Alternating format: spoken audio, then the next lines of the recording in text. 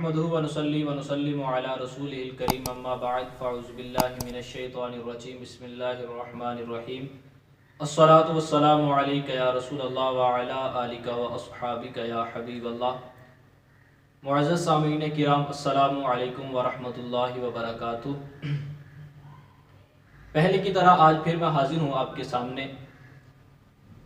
میں نے پہلے اللہ عز و جل کی ذات و صفات کے متعلق پہلے بھی چند ایک باتیں آپ کے سامنے عرض کی اور کچھ سوالات تھے جن کے میں نے جوابات بھی عرض کیے. اب بھی 2-4 سوالات ہیں جن کے جوابات میں آپ کے سامنے عرض کروں گا. سب سے پہلے تو آپ جب وہ پچھلے کلپس جو ہیں وہ سنیں گے تو آپ کو سمجھ آئے گی کہ اللہ تبارک و تعالیٰ کے متعلق ہمارا عقیدہ کیا ہے، اللہ تبارک و تعالیٰ کی ذات و صفات کے متعلق ہمارے عقائد کیا ہیں. تو انشاءاللہ عز و جل آپ کو انشاءاللہ ان کی سمجھ بھی آئے گی.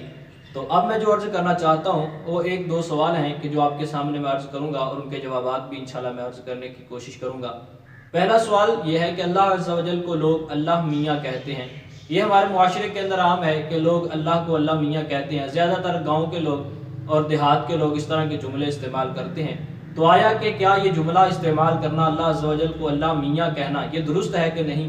تو اس بارے میں شریعت ہماری کیا رہنمائی کرتی ہے اور شریعت ہمیں اس بارے میں کیا کہتی ہے؟ تو اس طرح کا ایک سوال اعلیٰ حضرت رحمۃ اللہ تعالی علیہ کے پاس آیا. کسی نے سوال کیا، اس کے اندر اس نے اللہ میاں کا لفظ استعمال کیا.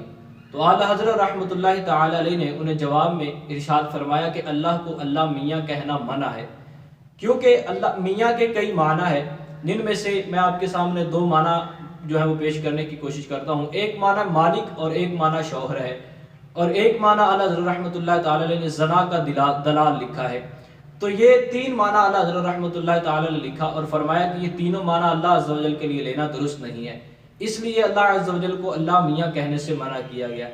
اب اللہ عز و جل کو اللہ میاں جو کہتے ہیں وہ کیا مراد لیتے ہیں؟ تو وہ یہاں سے بلندی اور مرتبہ مراد لیتے ہیں، بزرگی مراد لیتے ہیں.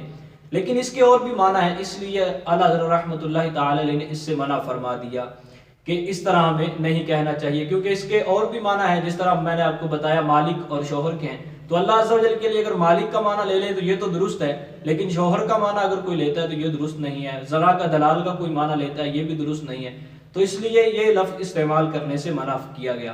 اب اعتراض کس نے کیا؟ انہوں نے یہ کہا کہ جس طرح میاں کے کئی معنی ہیں اسی طرح مولا کے بھی کئی معنی ہیں.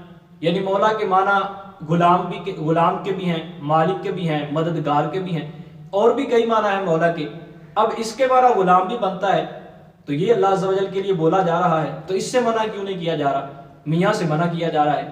تو یاد رکھیں سب سے پہلی بات تو یہ ہے کہ کوئی اگر اللہ عز و جل کو اللہ میاں کہتا ہے تو گناہ گار نہیں ہوگا. گناہ گار نہیں ہوگا، صرف اس کو اس سے منع کیا جائے گا کہ اللہ عز و جل کو اللہ میاں نہیں کہنا چاہیے. اگر ہم اس کو گناہ گار قرار دیتے ہیں تو کئی مسلمان اس گناہ کے اندر جو ہے وہ پڑ جائیں گے اور ان کے لیے گناہ کا ہم جو ہے وہ ثابت کر دیں گے. تو اس لیے اس کو گناہ نہیں کہا جائے گا، بلکہ صرف اور صرف منع کیا جائے گا کہ اس طرح کے لفظ استعمال نہیں کرنے چاہیے. کیونکہ جب بھی کوئی مسلمان اللہ عز و جل کے لیے یہ لفظ استعمال کرے گا تو وہ ادب اور احترام کے معنی میں استعمال کرے گا. اب اس سے منع کیوں کیا جاتا ہے؟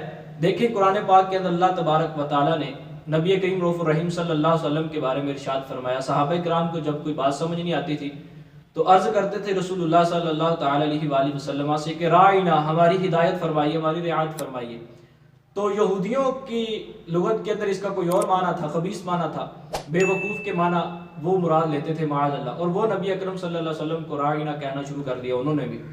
تو جب اللہ تبارک و تعالیٰ نے انہوں نے بھی یہ معنی جو ہے وہ استعمال کرنا شروع کر دیا لفظ، تو اللہ تبارک و تعالیٰ نے صحابہ کرام کو ارشاد فرمایا کہ اے نبی کے صحابہ، میرے رسول کو، میرے نبی کو جو ہے وہ راعنا کہہ کر نہ پکارا کرو، بلکہ انظر نہ کہہ کر جو ہے وہ مخاطب کیا کریں کہ ہماری طرف نظر کریں. یہ راعنا کا لفظ کہنے سے منع فرما دیا. حالانکہ صحابہ کرام وہاں سے وہ معنی مراد نہیں لیتے تھے جو صحابہ جو ہے وہ یہودی معنی مراد لیتے تھے.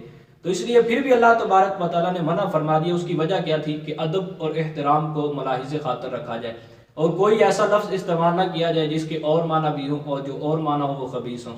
تو اس لیے اللہ عز و جل کو اللہ میاں کہنے سے بھی اعلیٰ حضرت رحمۃ اللہ تعالی علیہ نے منع فرمایا. اب میں نے جو اعتراض کیا کہ کوئی لوگ اعتراض کرتے ہیں کہ مولا بھی تو کئی معنی ہے، مولا کے بھی تو کئی معنی ہیں، تو اب مولا اللہ عز و جل کو کہہ لیتے ہیں.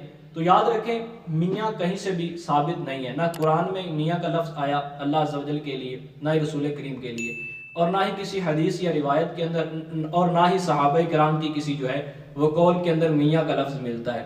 یہ صرف اور صرف آج ہمارے مؤخرین کے اندر یہ بات جو ہے وہ لوگوں کے اندر جو ہے وہ لوگ بولتے ہیں، کوئی بھی علماء سے یہ ثابت نہیں ہے، حدیث سے ثابت نہیں ہے، قرآن سے ثابت نہیں ہے۔ اور مولا کا لفظ قرآن سے بھی ثابت ہے، حدیث سے بھی ثابت ہے، اور اس طرح اقوال صحابہ سے بھی ثابت ہے، اس لیے وہ نص ہو گیا، یعنی قرآن پاک سے بھی ثابت ہے، حدیث سے بھی ثابت ہے۔ تو اگر وہ بولیں گے تو وہاں سے مراد مولا کا معنی اللہ عز و جل کی بلندی اور مرتبہ ہی لینا ہے۔ لیکن اگر کوئی میاں کا لفظ بولتا ہے تو میاں کا لفظ کسی حدیث سے ثابت نہیں ہے، کسی روایت سے ثابت نہیں ہے، کسی صحابی کے قول سے ثابت نہیں ہے، تو اس لیے مولا کا لفظ ثابت ہے، یہ ثابت نہیں ہے، تو اس لیے اس سے منع کیا جاتا ہے، اس سے منع نہیں کیا جاتا، بلکہ وہ بولنا چاہیے۔ تو اس لیے مولا سے منع نہیں کیا جائے گا، میاں سے منع کیا جاتا ہے۔ تو یہ بات ذہن نشین